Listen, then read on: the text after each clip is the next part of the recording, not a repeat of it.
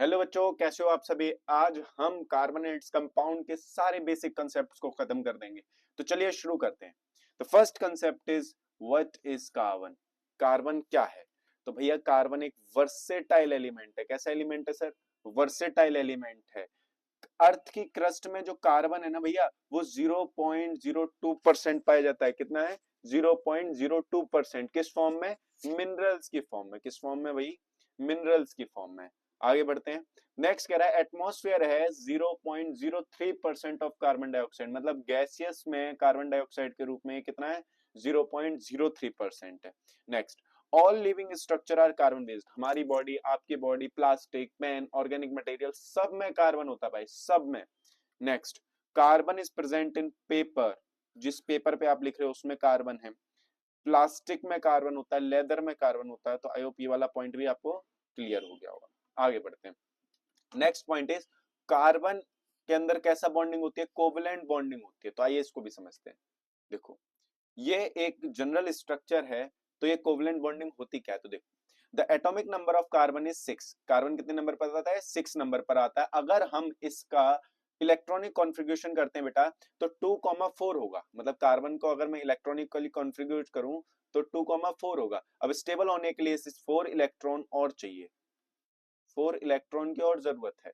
तो ये क्या कर सकता है? या तो इन लास्ट के जो 4 इलेक्ट्रॉन है, मैं एक बार लिखता देता हूं इस चीज को।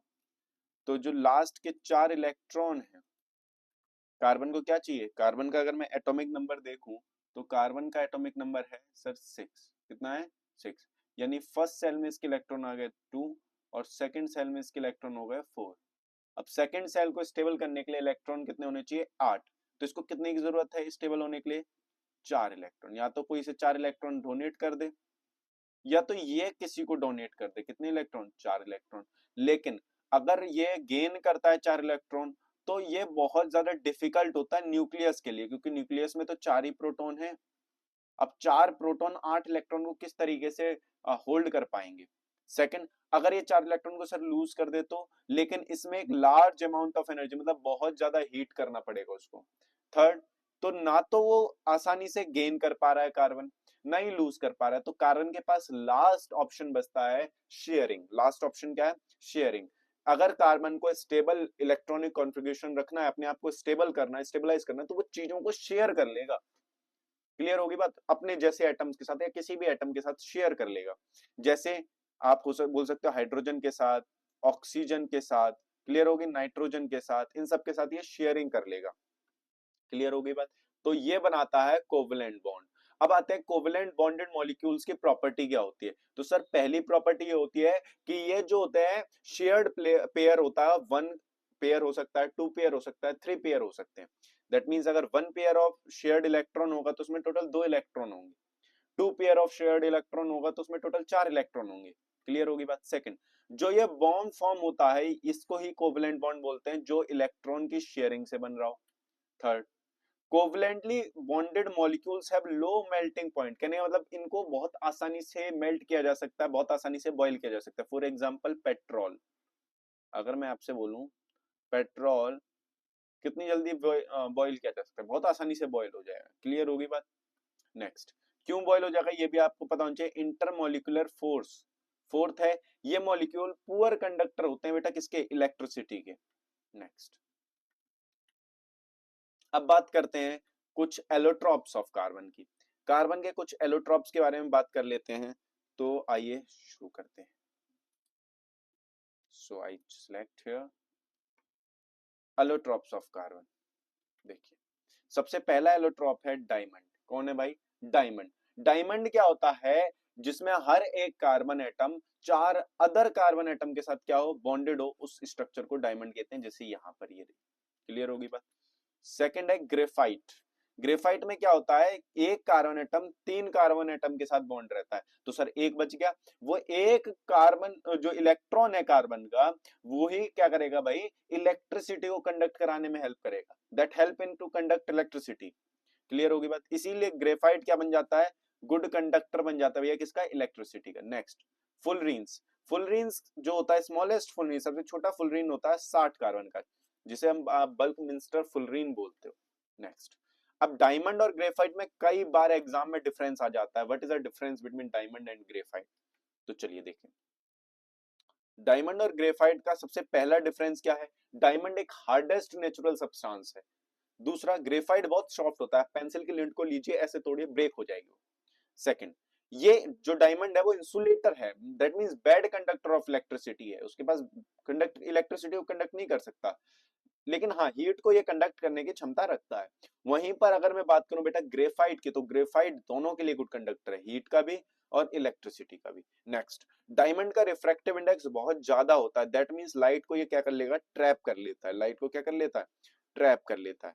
वहीं पर अगर मैं आपसे बात करूं, ये जो ग्रेफाइट होता है ये ओपेक सब्सटेंस है, दैट मींस एक ट्रांसल्यूसेंट सब्सटेंस है, क्लियर हो, इससे लाइट पार नहीं हो पाती सही से। आगे बढ़ते हैं, अगला क्वेश्चन है कि भैया ये कार्बन जो होता है, इस कार्बन की कुछ प्रॉपर्टी है, जैसे कैटिनेशन, टेट्रावेलेंसी और आइसोमेरिज्म। यहां से क्वेश्चन जरूर कई बार उठा है कि define catenation, define tetravalency, isomerism, ये क्या होते हैं भैया। तो चलो शुरू करते हैं। देखो, कैटिनेशन क्या होता है, अगर आपसे कोई पूछे कि इस जैसे इस लड़के से पूछा गया कैटिनेशन क्या होता है, तो catenation sir, catenation is a property of carbon atom to bond with other atom of carbon। Carbon की ही प्रॉपर्टी है कि वो अपने जैसे और एटम्स के साथ जुड़ सकता है, जैसे एग्जांपल ये फिगर में आप देखिए, ये कार्बन एटम अपने जैसे काफी सारे कार्बन एटम के साथ एक चेन बना रहे हैं, ये देखो, ये this property is called catenation. Catenation क्या है, कार्बन की प्रॉपर्टी जिससे कार्बन अपने जैसे और सारे कार्बनों के साथ जुड़ सकता है, ये प्रॉपर्टी को आप क्या बोलते हो बेटा, कैटिनेशन बोलते हो। Next, the next property is what is tetravalency. Tetravalency क्या होती है, टेट्रावैलेंसी का मतलब होता है वैलेंसी जिसकी 4 हो, अगर वैलेंसी 4 है दैट इज कॉल्ड टेट्रावैलेंट, जिसकी वैलेंसी 4 है दैट इज कॉल्ड टेट्रावैलेंट। जैसे जैसे कि आप एग्जांपल ले सकते हो कार्बन का, कार्बन की वैलेंसी कितनी है, 4। क्लियर हो गया बात, आगे बढ़ते हैं। The next question is what are hydrocarbons. Hydrocarbons क्या होते हैं बेटा, हाइड्रोकार्बन्स का मतलब होता है ऑर्गेनिक सब्सटेंस जो बने हैं कार्बन और हाइड्रोजन के एटम से, उन्हें कहा जाता है हाइड्रोकार्बन। क्लियर होगी बात। अब ये हाइड्रोकार्बन होते हैं, इनके भी क्लासिफिकेशन होते हैं। पहली क्लासिफिकेशन होता है open chain hydrocarbon, second is cyclic hydrocarbon.